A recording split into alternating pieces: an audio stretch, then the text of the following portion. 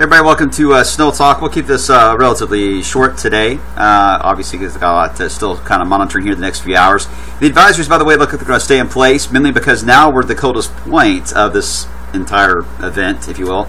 And therefore, the worst driving conditions are actually happening now through about midday. And this will also include the winter storm warning, which will be in place as well. So a lot of slide-offs are taking place here because the freezing up of the roads is what is becoming an issue. Now, the freezing up and the amount of moisture in the air just barely overlapping one another, if you will. So a lot of what fell last night was elevated icing. The warm layer loft won out, as typically does in these scenarios. And the soil temperatures help things out and keeping our pavement temperatures up, especially here in the metro. So, but it was pretty for the ice to accumulate in elevated areas. Indiana was a little more in the colder areas expected, and therefore you have more sleet and snow. Now, though, again, we're starting to see that drop. So now we're starting to see a burst of freezing drizzle and some snow mixed in with this across central areas of Kentucky as temperatures are now starting to drop. So be careful. Parking lots, your driveway, your porches, that kind of stuff. Icing over right now as I'm talking. 30 in Shelbyville, 30 here in Louisville, 27 in Corydon. Once we drop below 30 here very soon, it's not going to get better, guys. In fact, it's going to develop into a situation where it's going to be pretty much slick the rest of the day today.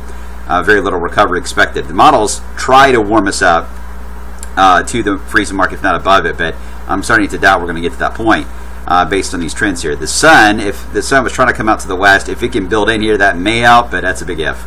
Otherwise, tonight we drop big time again tonight as we try to clear the sky out. We'll see temperatures drop into the teens in some spots here in the city, very close to that 20-degree mark by early tomorrow.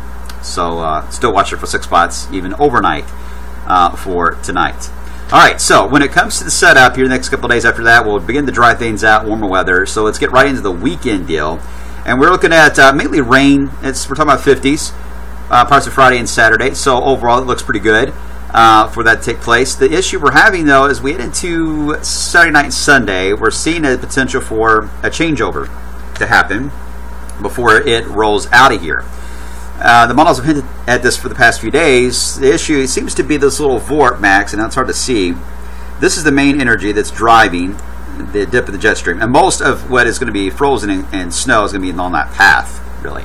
But this little vorp here is showing up, this little guy, across Alabama and Georgia. If it continues to try to want to develop, it's going to try to enhance some of the transition of rain over to snow, push that line a little more to the southeast, and perhaps even a light little coating of snow will be possible then across parts in wave country. Indiana would stand a greater potential out of that. So anyway, it's not worth anything to get excited about because it doesn't look like a lot, but it is something we'll have to just monitor in the coming days. Let's give that one some time. And Evan, looking at the trends, a lot of you've been asking, okay, what's the deal? Are we going to see, as we transition over to a colder pattern, like expected around Valentine's Day, or are we going to get warmer?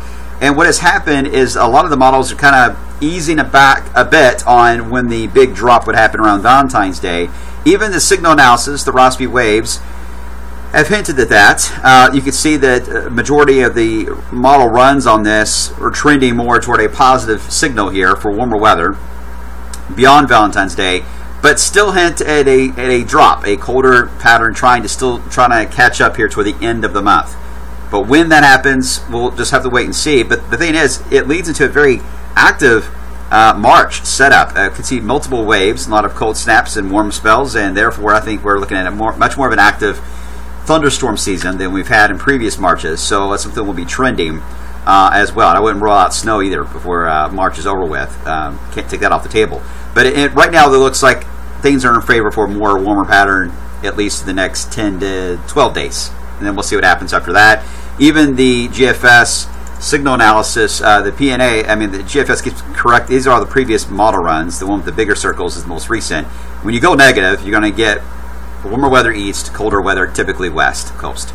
So it's going negative, which means we're going to favor more of a warmer pattern. But you can see how the GFS has really struggled with this. It was trying to skyrocket to a colder pattern, and then slowly but surely it is correcting itself to the reality.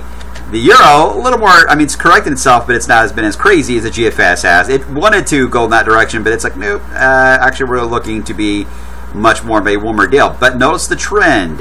It is trying to lean toward the last 10 days or so of February to perhaps go into positive territory, guys. So there's still an opportunity for us to see some colder air return. But at least we have a nice little somewhat warmer spell that is trying to build in. We will take it. All right, so enjoy the day. Be careful if you got to travel. We'll keep an eye on the trends as we head throughout the day today.